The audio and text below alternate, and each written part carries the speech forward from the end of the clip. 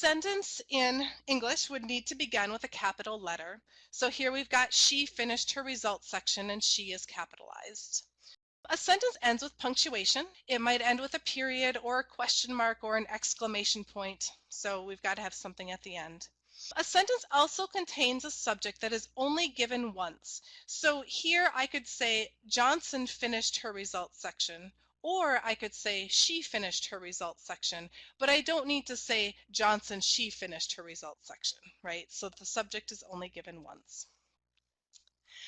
A sentence contains a verb or a verb phrase. So here we've got she finished her results section. Finished is the verb. Finished her results section could be known as the verb phrase, or you might also know this as a predicate. A sentence follows subject, verb, object, word order. So this might differ in English than in other languages. So if you are a multilingual speaker, in your native language, this might not work the same way. But in English, our sentences do start with subject. So here we have she, verb, finished, and object, her results section. And then a sentence must have a complete idea that stands alone, and this might also be known as an independent clause. So if you remember back from any grammar classes you've had in the past, you might have heard this referred to as well as an independent clause. Well, I'd like to just keep talking a little bit more about simple sentence structure here and break it down into a more simple way for you. Again, basically, a simple sentence needs to have a subject and a predicate. The subject then is who or what is responsible for the action of the sentence. The predicate, again, this also might be known as a verb phrase depending on your history with grammar. This is what the subject does or what the subject is.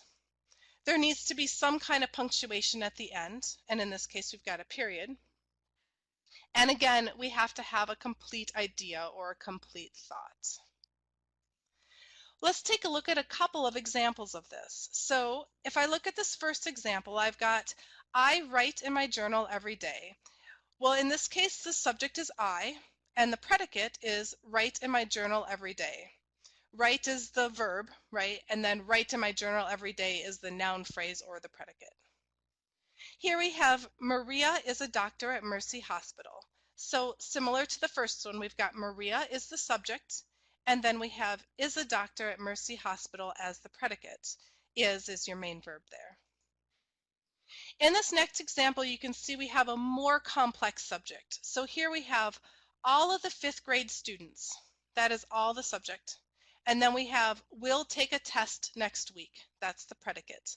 And will take there is your verb. You can see again at the end of these we always have our punctuation at the end.